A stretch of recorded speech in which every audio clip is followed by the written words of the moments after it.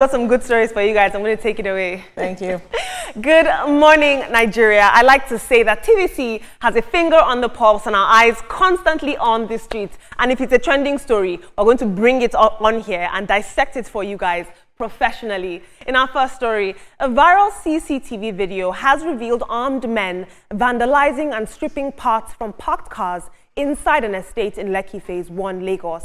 Now, this incident reportedly occurred on March 7th, 2025, but this footage is only just circulating now, and it was shared by Tope Fashwa, the special advisor to President Bola Tinubu. Now, he described the suspects as smart-looking guys who were armed to the teeth, operating with military-like precision and without any resistance. The footage was sourced from one of the victims, and these men executed the robbery unnoticed and completely undetected, and they made away with car parts from luxury cars. And of course, this has raised concerns over security, and he's now calling on estates to invest in better surveillance systems, including entry and exit monitors, CCTV coverage, trip sensors, and sound alarms. The question we have to ask ourselves right now is where are we safe in this country? If these luxury estates with their security tech and their CCTV footage and all of this can be victim to this sort of thing, what about the average man who doesn't have security guards, who is using local vigilante? Are we really safe, or do we have the illusion of safety?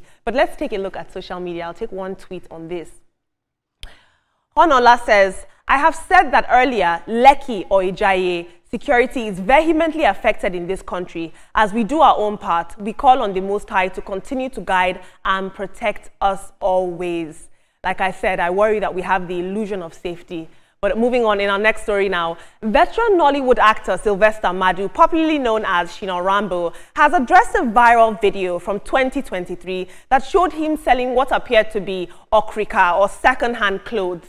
In a recent interview with a content creator, he set the record straight, and according to him, he is not in the business of selling okrika clothes. What he actually does is buy discounted brand new items on sale in the US and then resells them back home in Nigeria with a small markup and a profit margin. He's clarified that he's simply running a legitimate hustle like every other Nigerian. Now, of course, his response has drawn praise from fans, but lots of people are asking, is this a fall from grace? Take a look at this video.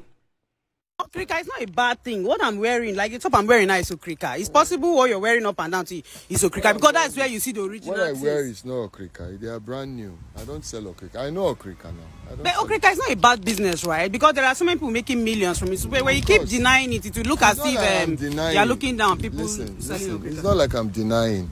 I'm stating what I sell. I know what I sell. Okay, so but with the kind of person you are, why didn't you just go get a shop and then advertise a business for us to come and why do you have to go and stand on the road and sell? But who told you I don't have a shop?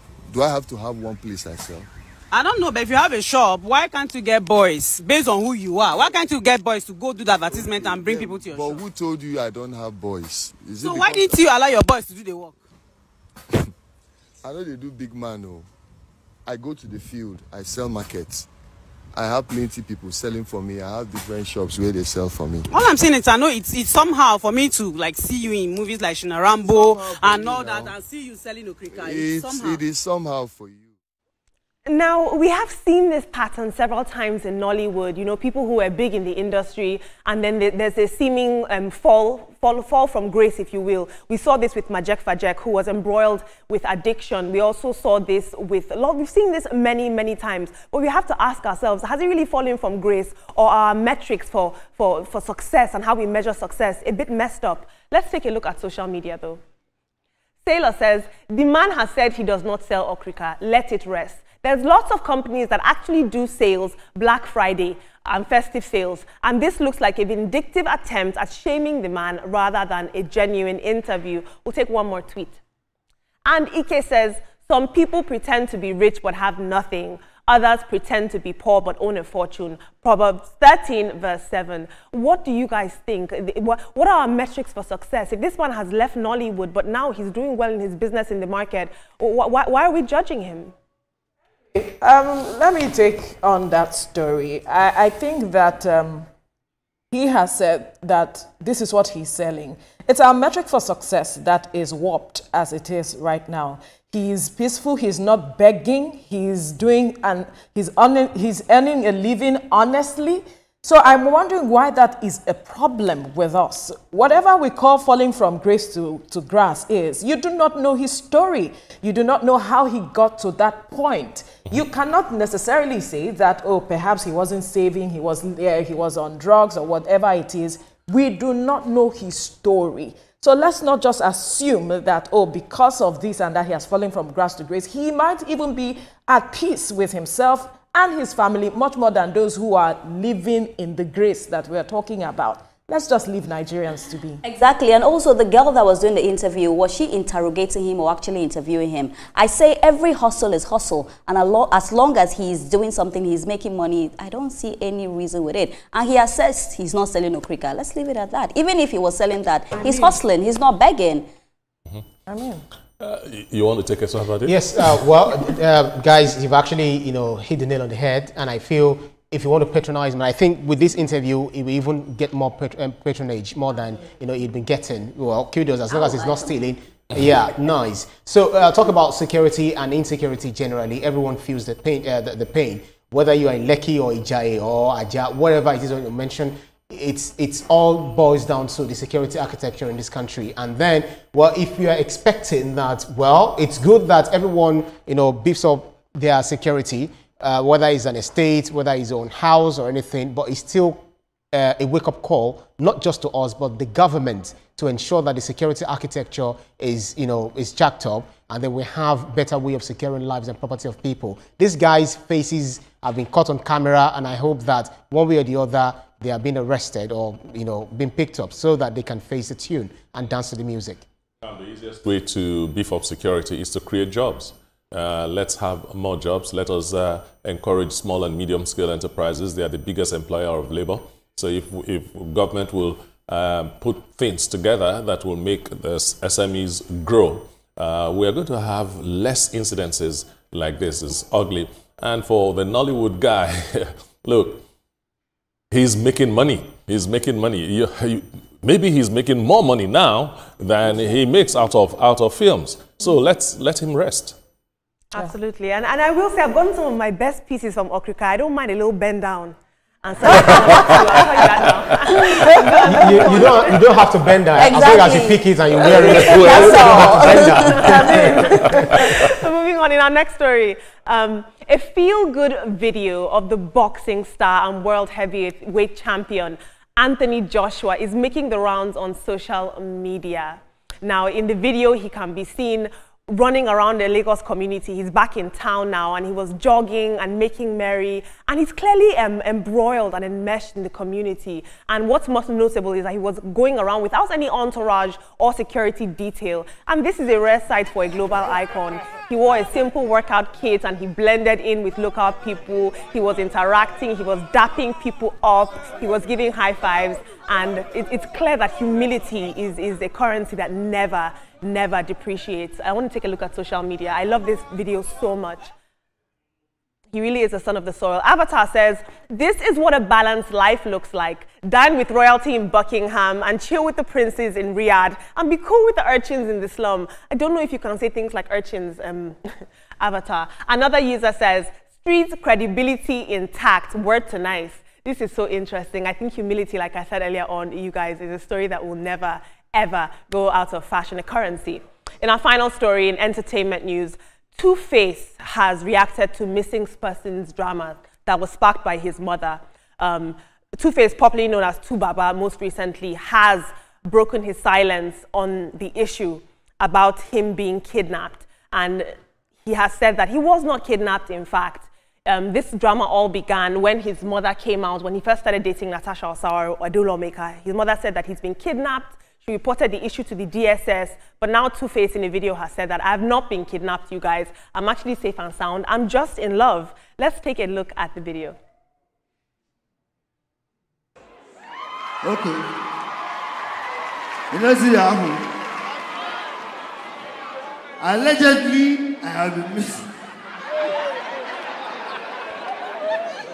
Allegedly, I have been kidnapped.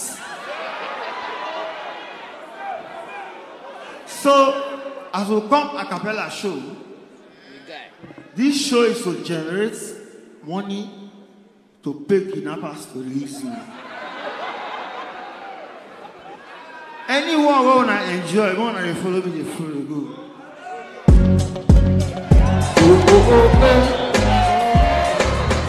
Sing along. Very, very interesting. Nothing like a man in love. But before I move on to my co-anchors and take some tweets, I'd like to ask you guys to please chime in on the conversation using the hashtag TrendingNowTVC on any social media platform. And who knows, one of these days we could take your tweets or a tweet or two. Let's take a look at a tweet or two on this Two-Face story. Young lad said, one Natasha they give Akpabio a problem, another Natasha they give to Baba Joy. This life, na Two-Face. I found that so interesting, you guys. But I also find it so interesting that some big men in this country will not even answer your greeting, you guys. But here we have Anthony Joshua running through the streets of Lagos and being so humble. Like, you had somebody the other day, I said, good afternoon, sir. He just looked at me like, and he's not even a world heavyweight boxing champion. But you know that, okay, the Two-Face story is actually really funny because before I came to the office today, I was watching a video where Two-Face says all the things I said about him, you know, sometimes he feels the hurt, and that's why I'm not going to say everything I want to say. But the first question I want to ask Two-Face is that we were never looking for you. It was your mom looking for you. So I think that you should have directed that to your family and not us. For me, from what the mom said, and he coming out to speak, I think that obviously he might not have been in contact with his mother or his extended family. And so they are worried, or they were worried about him and all of that.